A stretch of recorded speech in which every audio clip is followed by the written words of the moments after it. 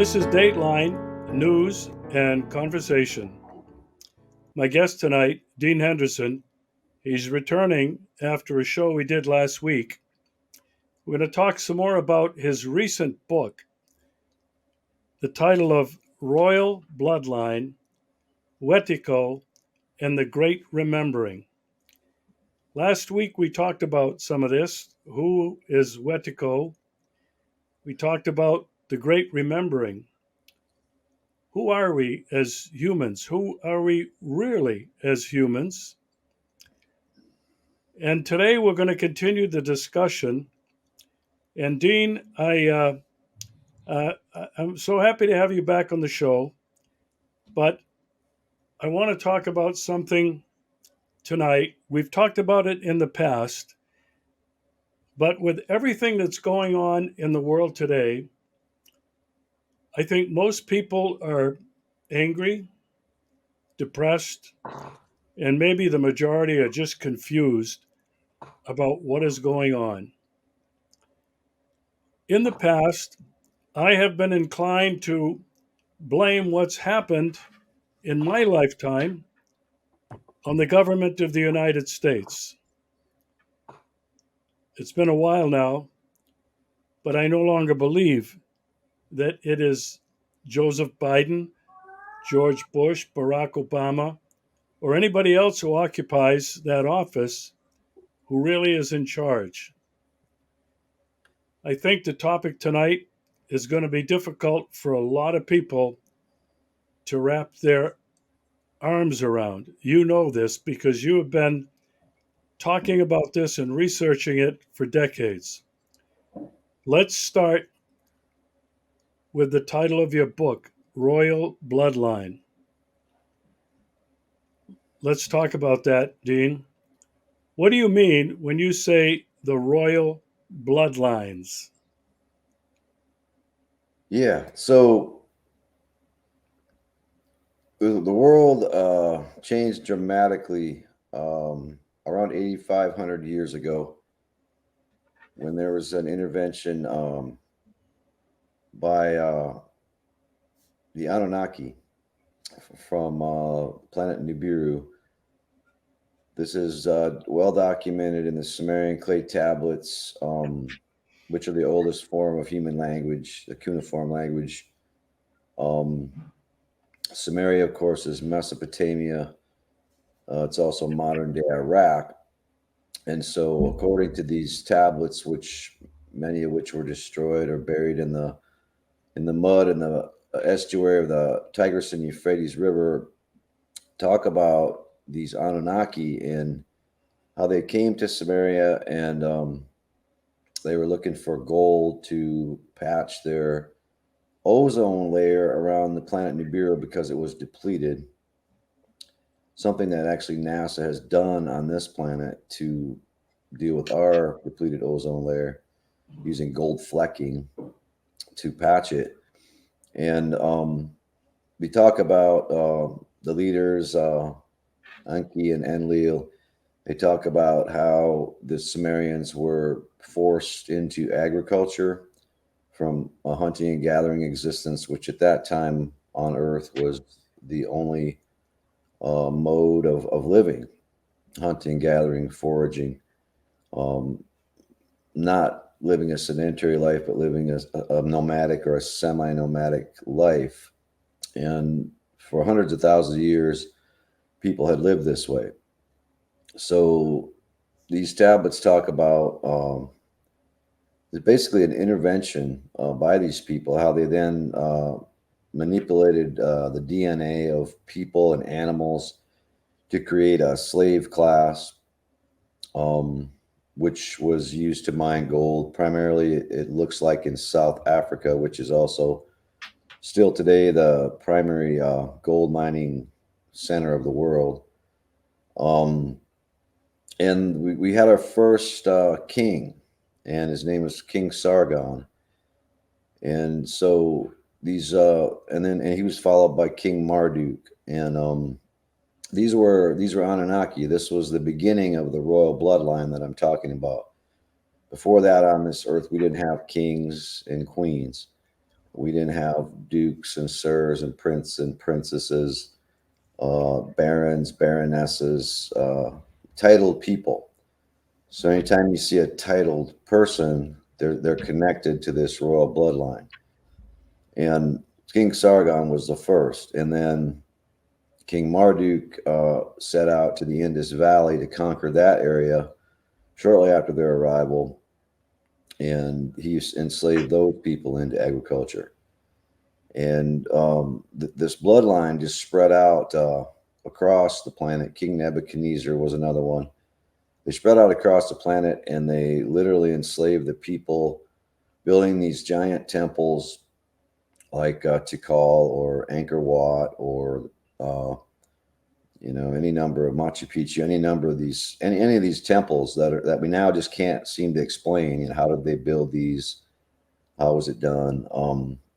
Can't really be explained using current human scientific methods.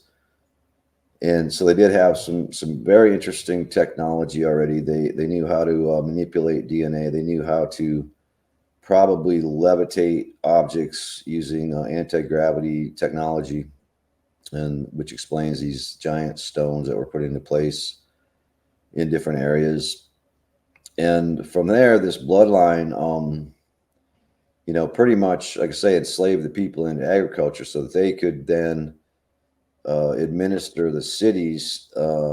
Before this, there was no cities. The concept of a city was something that was not in existence at this time. So people lived in a dispersed manner in small clans and tribes and villages. And again, they moved from place to place with the seasons, with the game, with the sea mammals, the fish, and they followed the animals and the different seasons where the plants were growing.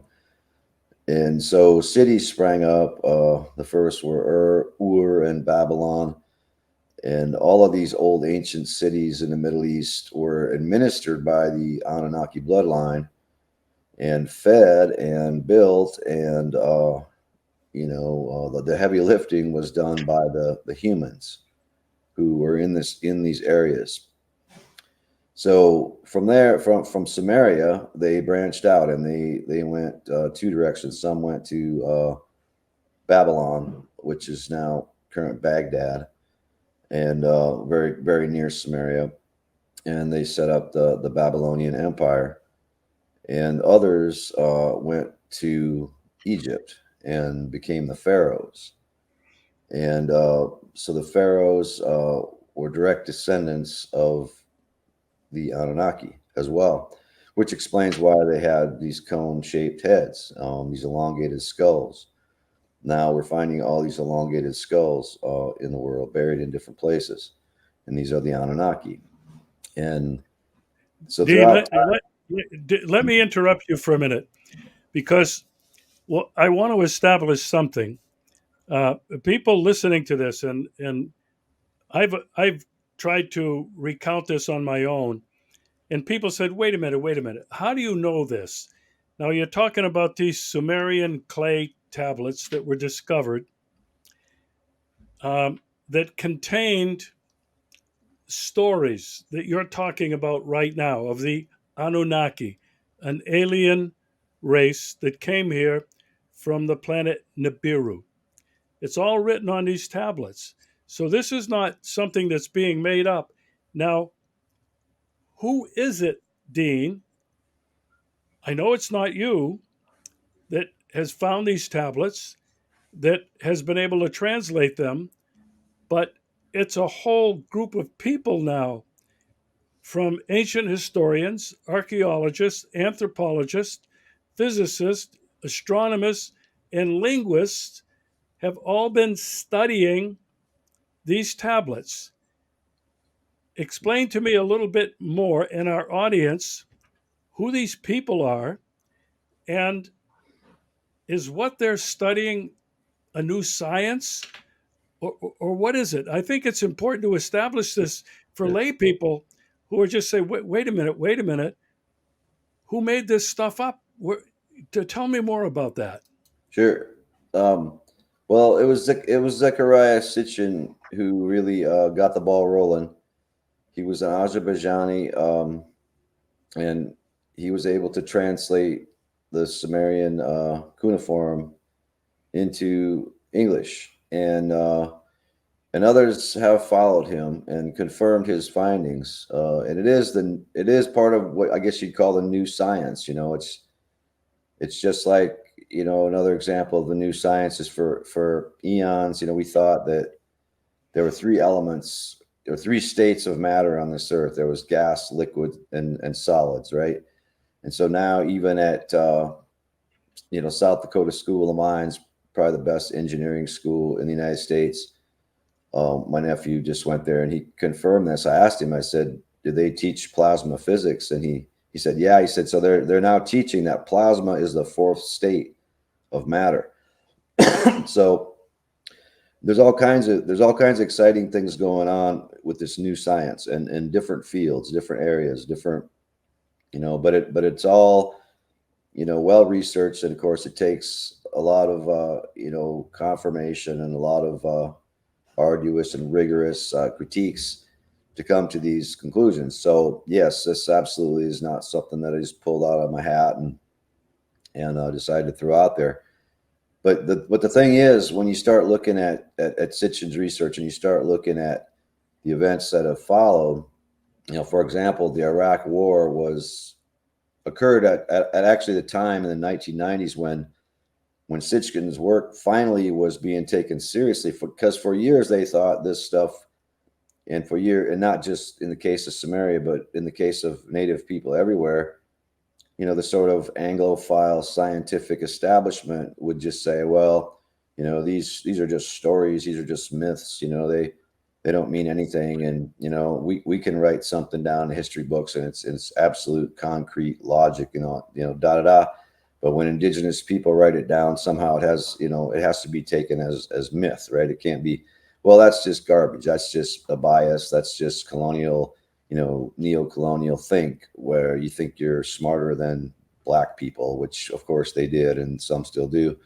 And so now these things are actually being literally translated and taken as okay, that's really what they meant. It wasn't just these stories they were making up and stuff like that. So in 1990s, Iraq was sort of roped off to the world because of the Iraq War, right? And the epicenter of the findings that we're talking about existed in the Basra region. So almost immediately, the British, not the Americans, the British took over the Basra area, and British Petroleum established itself as the oil, and still is the oil giant in Basra. It took over that whole area. And so it sealed off research of these cuneiform tablets to the increasing number of researchers who were interested to find the truth and to find out, well, what's actually the deal here? What is this real? I mean, this is a huge discovery because it changes everything about the origin of man. It changes all of our preconceptions about where we came from. And so when we went into Iraq, when U.S. troops went into Iraq, the very first thing they did was what? They didn't go to the central bank first. They went there second. That's the second place they went, was to privatize and seize and take control of the nationalized assets of the Iraqi people and put it under Rothschild's central bank control. No, they went to the museum. Everybody remembers it. And they ransacked the museum, and they said there was these looters, but it wasn't looters. It was official intelligence people who were taking out all of these tablets, taking out all of these carvings and these statues and all this evidence of these Anunnaki that had come to that area, because that museum at that time was the primary place where researchers were taking their findings. And obviously, being in Iraq, being in the area of Babylon and Samaria that would belong to the Iraqi people as their part of their history. So all that was looted, ransacked. It was spread all across Europe into the museums of the bloodline, because that's where the bloodline lives now. And so that's kind of a little bit of background on that. But so yeah, it's definitely it's controversial, obviously. It's revolutionary. It's a different understanding of our history. Um, and the other question to ask yourself is, well, okay, there's this line of history, and then what evidence is there of this other line of history that we're taught? Well, here's the evidence. Um, we're taught to believe that we came from apes, that we're primary, directly descended from the great apes. The great apes being chimpanzees, gorillas, and orangutans, right? And so this all kind of, I took a lot of cultural anthropology in college back in the 80s. So I followed this whole thing, and I followed the controversy, and there was a lot of controversy, which the general public doesn't really understand this either, because what they came up with, the closest thing they ever came up with was this thing called Ramapithecus. That was supposed to be the link between humans and apes. And after closer scrutiny during the 90s and the early 2000s, the people who were pushing this theory, and it was still a theory, just like mine's a theory. It's all theory. We don't know. Okay, so, but after pushing this theory for 3-4 decades, they finally threw in the towel and said, no, we don't have any solid evidence that there's any link between humans and apes. Any. So that's where modern science sits. That's where the current state of anthropology is. Is that no, there actually has not been established a connection between humans and apes. Now, it's a similar story with a lot of science, that we're taught is solid and concrete, and it's really not the case. If you get to the intellectual corridors of these universities, the people studying this stuff will tell you just what I said, mostly. Now, there's a few establishment crown people who are just, they're set in it. But again, the average person won't know this. And just like the average person has not been exposed to the Anunnaki theory that I'm positing. So, yeah. So, Dean, you've mentioned a couple of things that I think are really important, have not been talked much about, and one of the things you just mentioned was completely new to me. I do remember during the Iraq War that the museums in Iraq were looted. And I felt, well, this is just what's happened throughout history. Well, a conquest with whoever's the conqueror is stealing money, resources, and artifacts, museum artifacts. Mhm. And when you just mentioned that I was going to ask, where were these Sumerian clay tablets located? You answered the question. They were in Iraq. They were in the museums, and they had been studied by these credible researchers from Zechariah Sitchin to the present day, well, at least to that time. Now, Dean,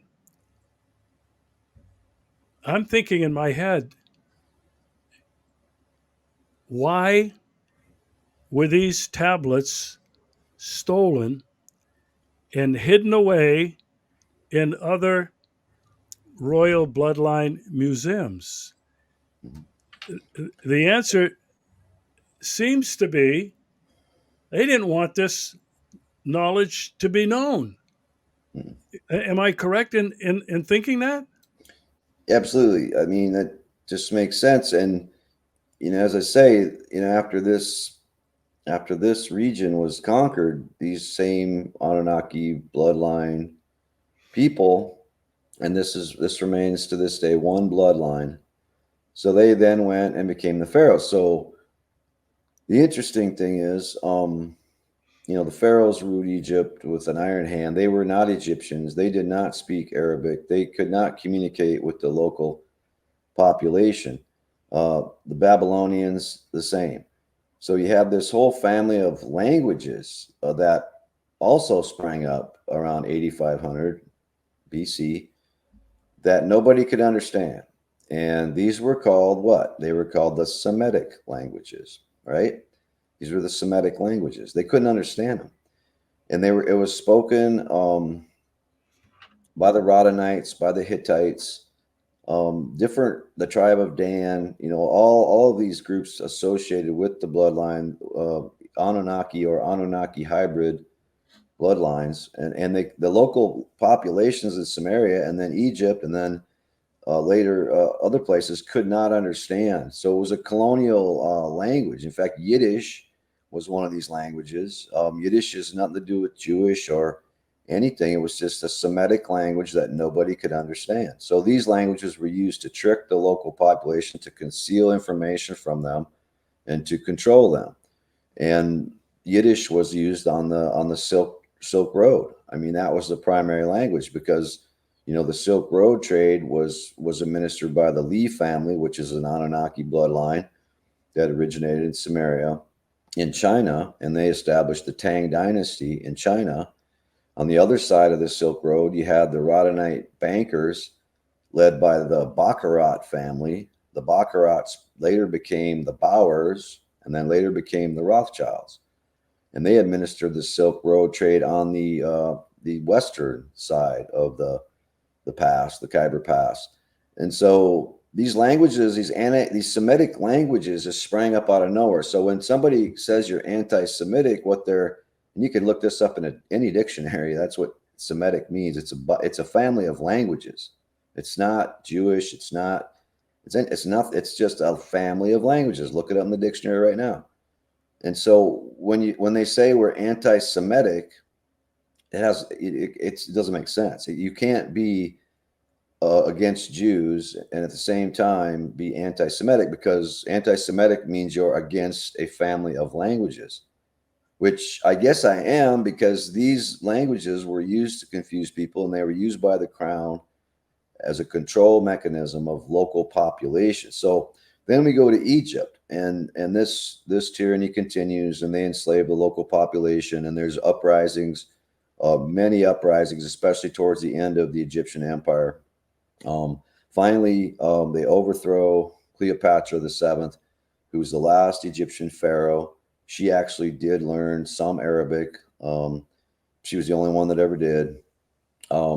This was around, I believe, 68 BC. She was deposed finally in a revolution in Cairo by the people who were just sick and tired of the pharaohs and their colonizing of them and their usury and their exploitation of the local people. So they overthrew the pharaohs. That's another thing people don't know. They just think, oh, the pharaohs just disappeared. No, they were overthrown. They were overthrown by the local population.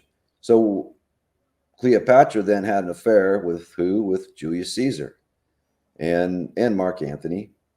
And with Julius Caesar, they had a son.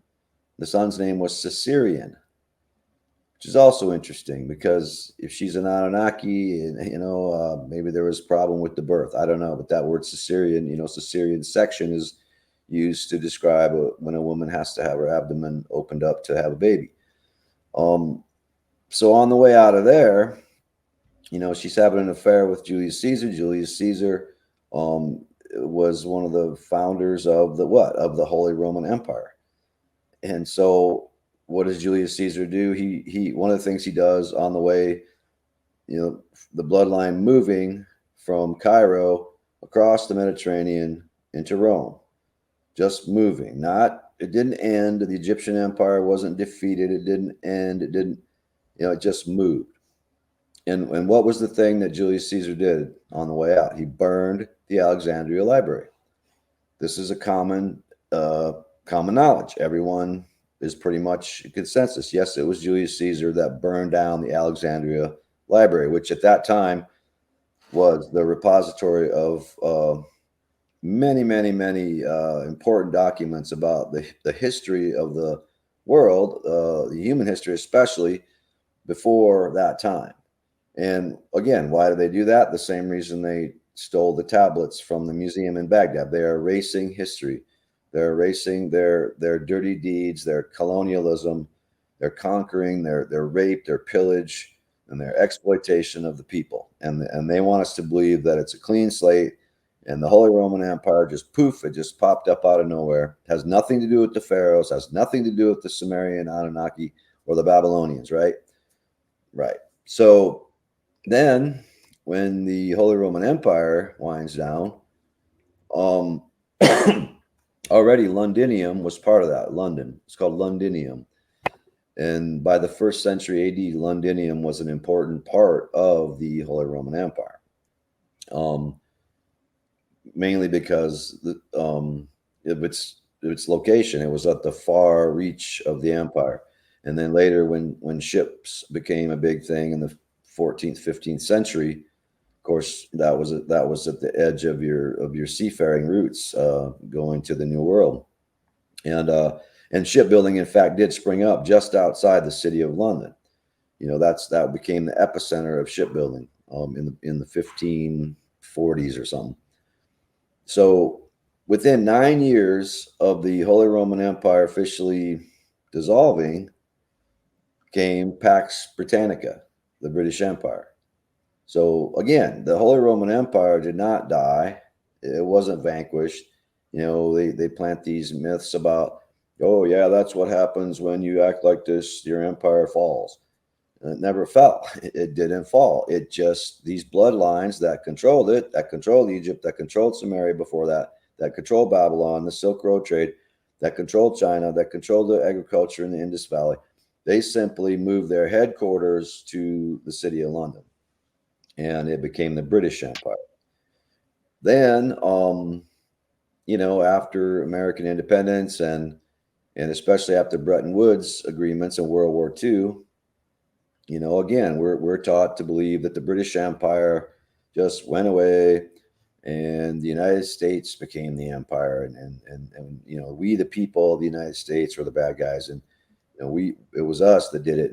And no, again, it's just, they relocated not so much their financial and political wing, but their military wing to the United States. So we are essentially a Hessianized mercenary force for the bloodline, which operates geopolitically from the city of London and financially from the Swiss Alps. And that's how it works today. But again, it's one of the things I really I was floored. I mean, because I've had these inclinations, I've had a lot of sort of some evidence, but not much that these things, that this was how it was. But after researching this book, I can tell you that this is how it is, and that this is what happened, and that this timeline from the original King Sargon, the first king in the world, to the current King Charles, is a seamless transition, and all of these Anunnaki bloodlines, the only thing they really did was they just changed their zip code for their headquarters. But they continued, of course, to colonize the entire planet. And as they got the ships, and then as they got the technology, which they have now, they have conquered the entire planet. They own the entire planet. It's not an exaggeration. They own BlackRock and Vanguard in this country, in the United States, which, if you look at the Fortune 500 corporations, who's the owners, every single one of them, the top two owners, are BlackRock and Vanguard. And then Vanguard, which is private, so you can't research it easily, owns BlackRock, owns it. And then there's a State Street Capital, which is, again, controlled by the bloodline through the Boston Brahmins, they call them, the East Coast, the Eastern Seaboard people who facilitate the Crown's colonialism of this country. The Perkins family, the Sutherland family, the Forbes family, people like this. And then FMR Corporation is the fourth one that always shows up, Fidelity Management and Resources.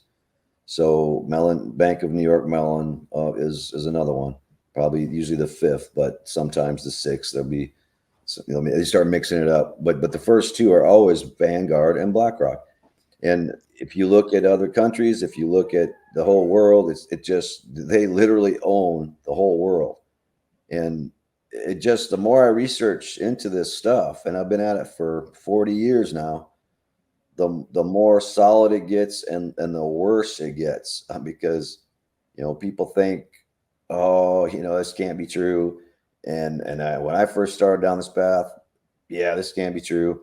It's true. And it's worse than we think. It's actually much worse than we think, as far as to the extent that this one bloodline, and I would call it, if I had to pick a name, I would call it the Habsburg bloodline, because that's as far back as I can find Constantine the Great was a Habsburg. Okay, he's the guy that convened the Council of Nicaea, which pretty much took Jesus' Catholic Church and destroyed it. They started to say things like, Jesus is your Messiah. Jesus never wanted to be a Messiah. Jesus wanted to be an example, and he wanted his apostles to be examples. And he put the responsibility on them to go out and show people how to live, not tell people how to live, but show people, not get up on a pedestal and say, I'm the supreme leader, follow me. No, this is all Anunnaki think. This is not human think. So they destroyed that. They said Jesus is a Messiah now at the Council of Nicaea. They also said, let's celebrate Easter. Yeah, let's celebrate the murder of Jesus. So you talk about inversion right off the bat. And I grew up Catholic. I've always was bothered, even as a little kid. I was always like, why is this Good Friday? What's good about this? I don't understand. I don't understand. So they wrecked the Catholic Church, and then they took it over. And the Holy Roman Empire, of course, made it its base. Peter had established the Roman Catholic Church, not the Roman Catholic Church, the Catholic Church in Turkey, out in the middle of the desert. Very simple compound. And Peter was the rock. That's who Jesus said, build my church on Peter, the rock. So they went to Turkey, started it the right way. And within 200 years, they had taken it, usurped it, moved it to Rome, part of the Holy Roman Empire, which was just getting going. And so Constantine the Great, who convened all that, was a Habsburg. Charlemagne was a Habsburg. Charlemagne, one of the first tyrants to run medieval Europe. Every single U.S. president, I believe, except Ronald Reagan, and I'm not sure about Trump, is related to the Charlemagne bloodline. Is a part of the Charlemagne bloodline. So if I had to put a name on it, it's Habsburg. And they're the ones apparently who control or who have the spear of destiny, which was used to kill Jesus on the cross, in their castle in Belgium. And they gave it to Hitler during World War II to give him some extra power, black magic, whatever they do. And then they gave it to Klaus Schwab to run the World Economic Forum and try to take us into this fourth industrial dystopian revolution that they're working on, but which is actually failing. So these are very powerful, and they probably, it's as good a name as any to use to describe it, but there's many names that are part of this bloodline. They've changed their names over the year. They've also interbred with the human population to conceal their elongated skulls, to conceal they're obviously did not look like humans at first, but they were smart and crafty, and so they've interbred with the human population, and they've been able to conceal themselves behind this. But one thing to add is, if you look at Prince William, just check him out, because this is going to be the next king, not just maybe of England, but of the world, if they have their way, because their plan is to establish this third temple in Jerusalem, bring back a fake Antichrist, bring back a fake Messiah, which I think is going to be, Prince William. And he has an elongated skull. I don't care what anybody says. Just look at him. Use your head. Use your eyes. You have eyes to see. Then there it is. So that's the thing. You start with a theory. You start with, well, that's interesting. Sitchin. Oh, that's interesting. And then you start filling in the dots, and you start corroborating evidence, and you start establishing this timeline, and it all starts to kind of fit together, and that's science. All right. I have, for a number of years, believed this basic line that you've been talking about. We've talked about that before. I discovered Zecharia Sitchin over 30 years ago and read all of his books, then discovered you maybe a decade ago and started reading your books. And tonight you filled in a number of gaps for me. I want to focus now. You keep using the word the crown, and then you're using the term royal bloodlines. And just now you said they've even intermingled with humans. So, how many crowns are there? I mean, there are a lot of kings. There still are kings in the world today. You know, from Portugal to Spain, all the way over to Denmark and the Netherlands, there have been kings. Um, there have been kings in, I guess, China. You talked about a royal bloodline in China. Who's at the top of that line? Who's the most pure? Who has the purest sang real, the royal blood? Who's got it? Is it London? No. I mean, most of these, I mean, most of these bloodline people, if I had to put a number on, like, where do they live? I think probably Italy has the most of them. The Alps have a lot.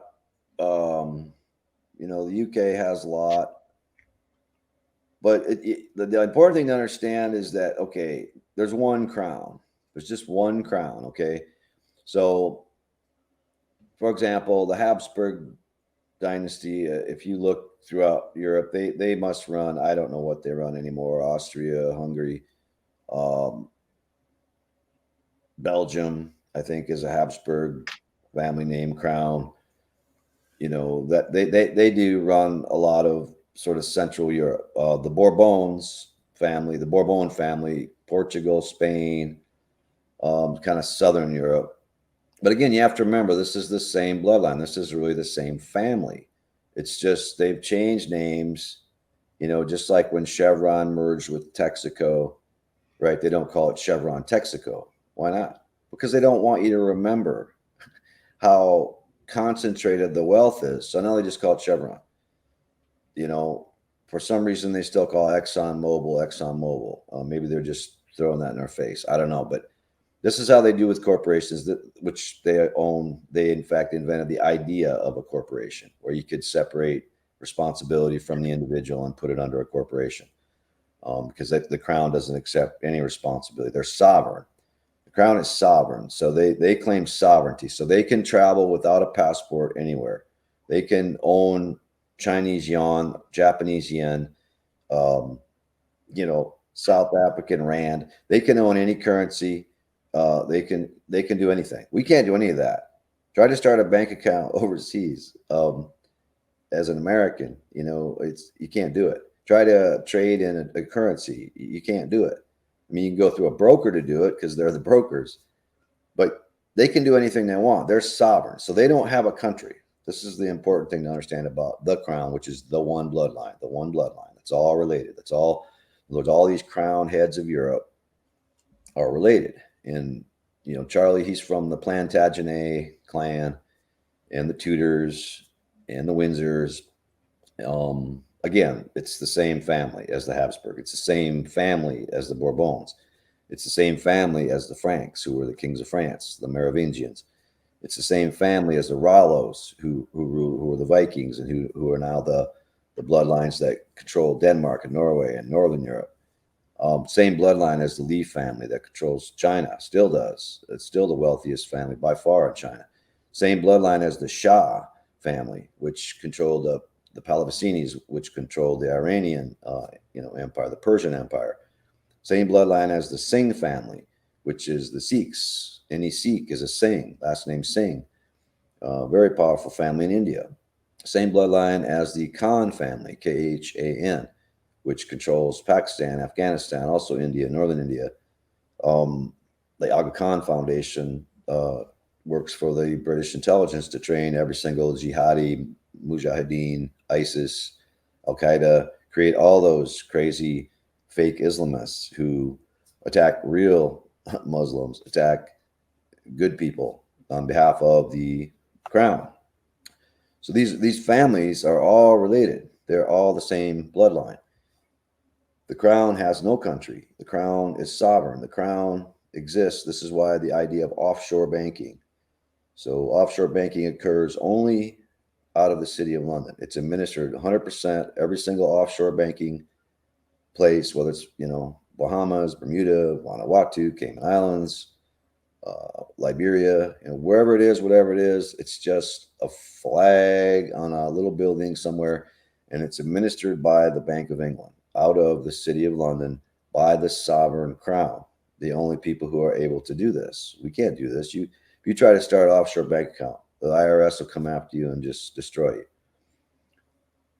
But they do it, and that's how they hide. That's how they hide their enormous wealth, so that people are confused and they somehow think, oh yeah, Bill Gates is the richest guy. Elon Musk is the richest man in the world. Yeah, he's not even close. He has nothing compared to these people.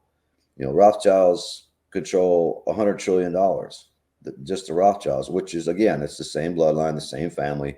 The Rothschilds happen to specialize in banking, accounting, keeping track of the money. So they're the most famous. They're also the Red Shield, Rothschild, Red Shield. Bloodline shield the bloodline. So they take the heat. If you get past, oh, the U.S. runs the world. And then if you get past, oh, Israel's the problem. And then if you get past, oh, no, it's the City of London, they're still the bloodline shield.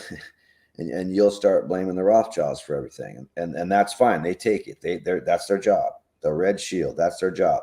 So nobody really gets past that. I mean, hardly anyone in the planet is, I don't know, not very many people ever get past the Rothschilds because it's a Red Shield. It's the bloodline shield. It's their final line of defense against researchers who want to find out the truth. So they are the Red Shield, and they shield the bloodline, the one bloodline, the crown, from more intense criticism.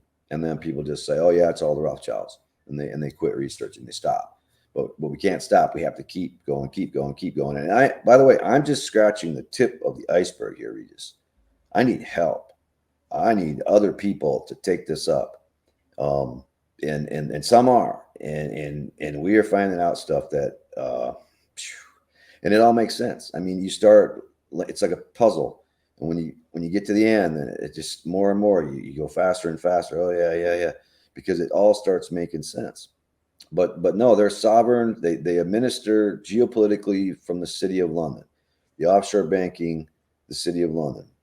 They store their wealth primarily at the Bank of International Settlements in Switzerland, which is the central bank for central banks. So the Federal Reserve is a subsidiary of the Bank of International Settlements. The Bank of England is a subsidiary of that. The Bank of France, the Bank of Australia, the Bank of Canada, all of which are owned by the same bloodline.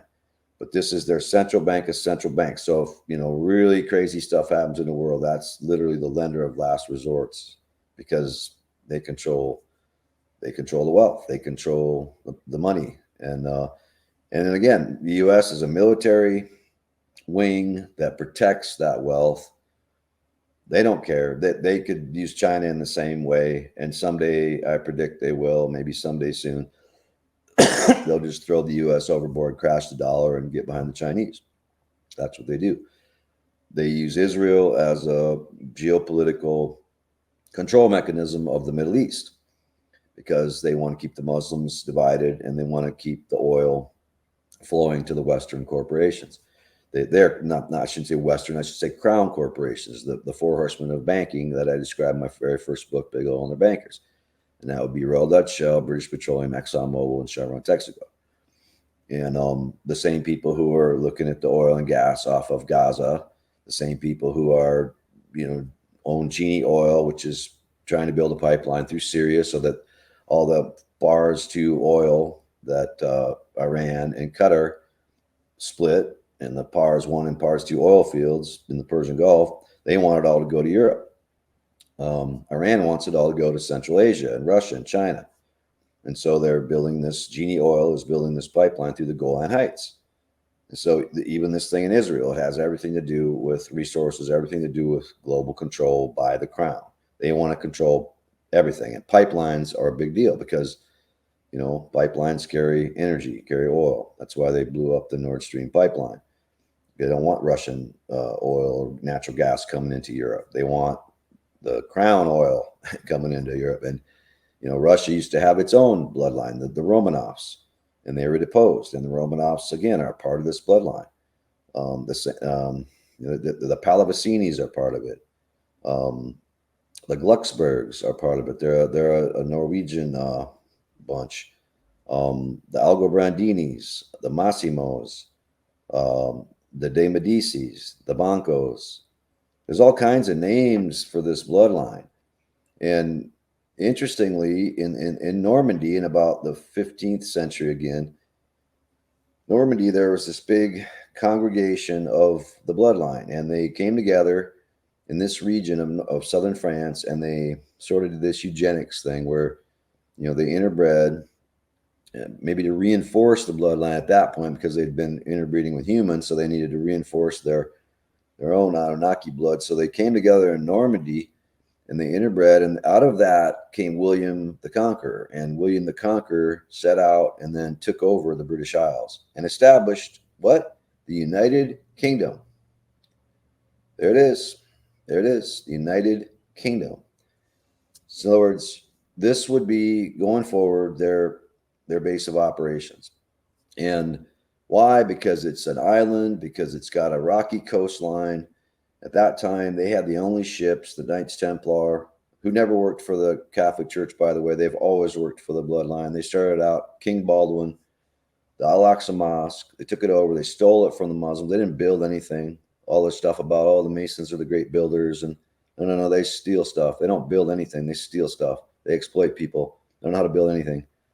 So King Baldwin put the Templars in his Temple Mount headquarters that they stole from the Saracen Muslims who had built it. And that was the beginnings of the Knights Templar, not as a Catholic Crusader army, no, as a Crown Crusader army.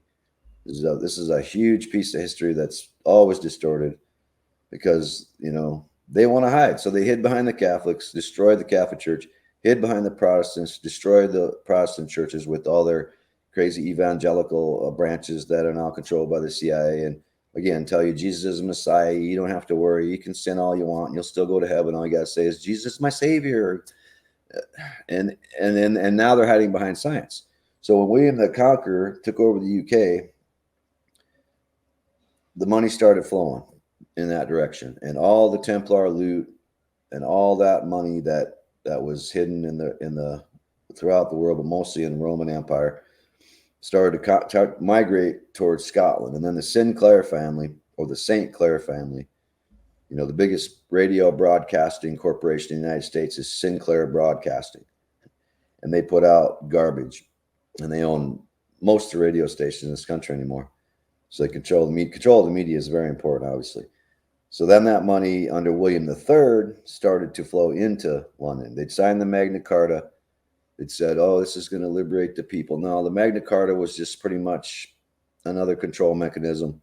It allowed the bloodline to sort of, filter into the population of landed gentry, and they became the same. And they all, it was signed on Lombard Street, Magna Carta, Lombard Street in the city of London, named after the Lombard family, one of the Venetian banking families.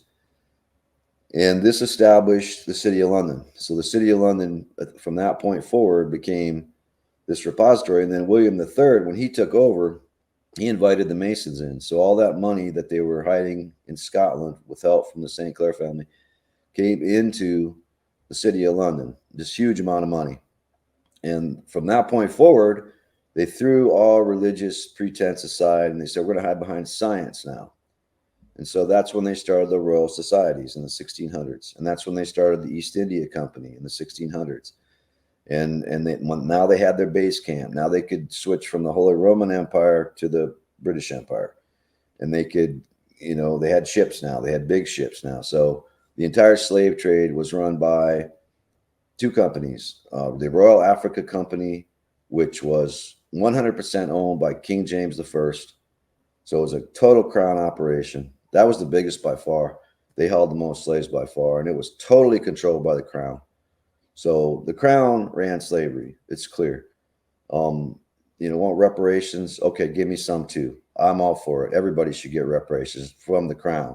But it's not white people versus black people. It's not this garbage, this woke garbage, this misdirection garbage, this Black Lives Matter, which, by the way, is run by a Khan. Her name is Khan. Her last name is Khan, and she runs Black Lives Matter. So it's a misdirection operation. The second company that ran the slaves was the East India Company, and they were taking slaves from Mozambique to their plantations in Indonesia, where they were getting all the spices, because the Spice Islands, because that was one of the first things that they were bringing back, colonizing into the UK and into Europe, into the markets of Europe. So they were taking Mozambican slaves to the Indonesian plantations and the East India Company. And the East India Company, of course, ran the Opium Wars in China, along with Hong Kong Shanghai Bank, which is still to this day HSBC, one of their biggest banks. The Four Horsemen of Banking: Barclays, Lloyd's of London, HSBC, Royal Bank of Scotland. As far as your City of London banks, and in the City of London, the banks vote. The bigger the bank, the more votes. So the City of London is a separate entity, you see, from the UK, and this is where all the Royal Societies are located, including the Royal Geographic Society, which continues to tell us lies about who we are as a people and where we came from. And all the other Royal Societies, the Tavistock Institute, the Royal Institute of International Affairs, or Chatham House, which is the foreign policy think tank, which controls the Council on Foreign Relations in the U.S. and other Council on Foreign Relations in other countries, which pretty much launched the MI6, the MI5 in 1945. And then in 1947, the CIA was born. And it was planned at the same meeting as MI5 and MI6 were born. So the CIA does not work for the American people. The CIA works for the bloodline, the crown bloodline, the sovereign crown. And it protects their corporate interests, their financial interests all around the world. And so 1947, that was born. And this is really when, post-war, the Bretton Woods Agreement, right? This is really when the United States was sort of conquered for the second time, because the first time was when the Federal Reserve was born in 1913. And it was bad enough. And then we really got sucked into this crown control after World War II through the Bretton Woods Agreement. And they control our intelligence agencies. The Five Eyes Alliance, they call it, now controls the entire intelligence operation of the crown. It's administered by Serco, a contractor out of the UK, which people haven't heard of probably. It's SERCO, all capitals.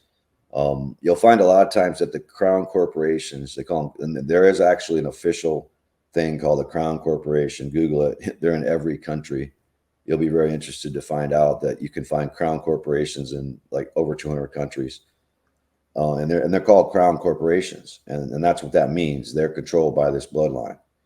And so Serco is one of those, and they have every single security contract in the U.S. They administer intelligence for U.S. Army, Navy, Marines, Air Force, CIA, NSA, FBI.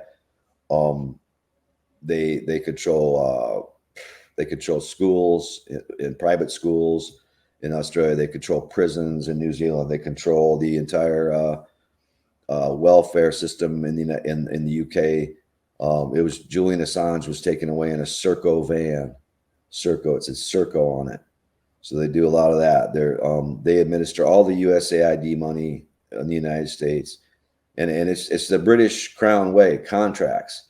So they've privatized the entire economy of the planet, and when you do that, that means contracts, and this is what vampires feed off of. So we pay our taxes to the U.S. government. The government then pays that money to contractors, to the crown, to do these things that they do, which is very little.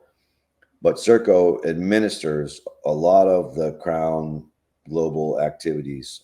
It's amazingly powerful. People need to check into it.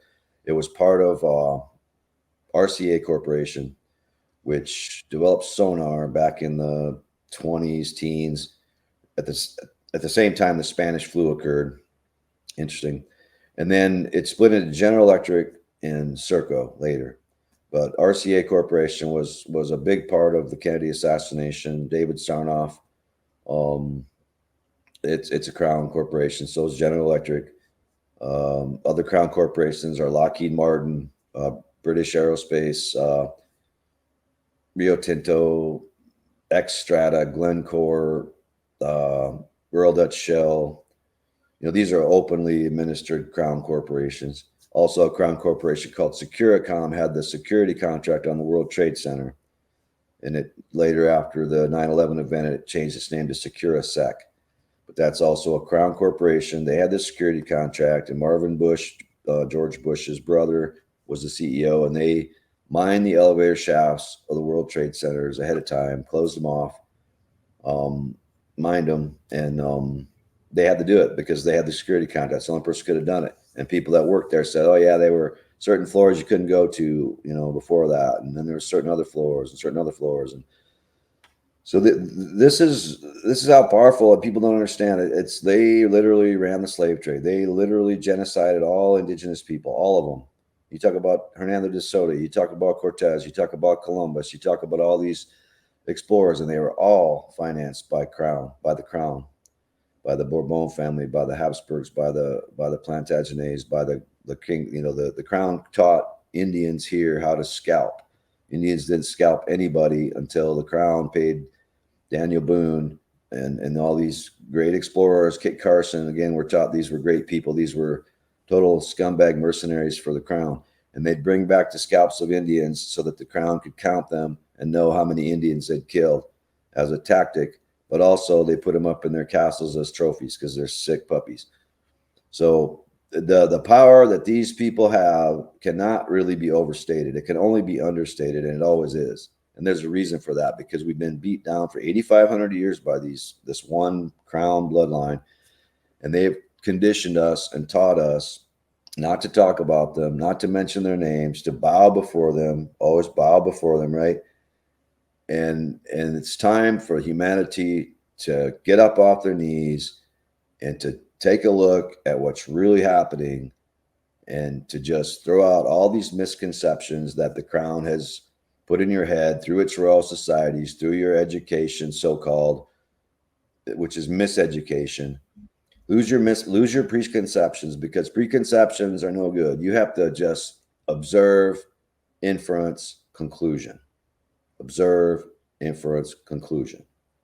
And with the phones, with the tablets, with the laptops, with the technology, nobody's observing anything.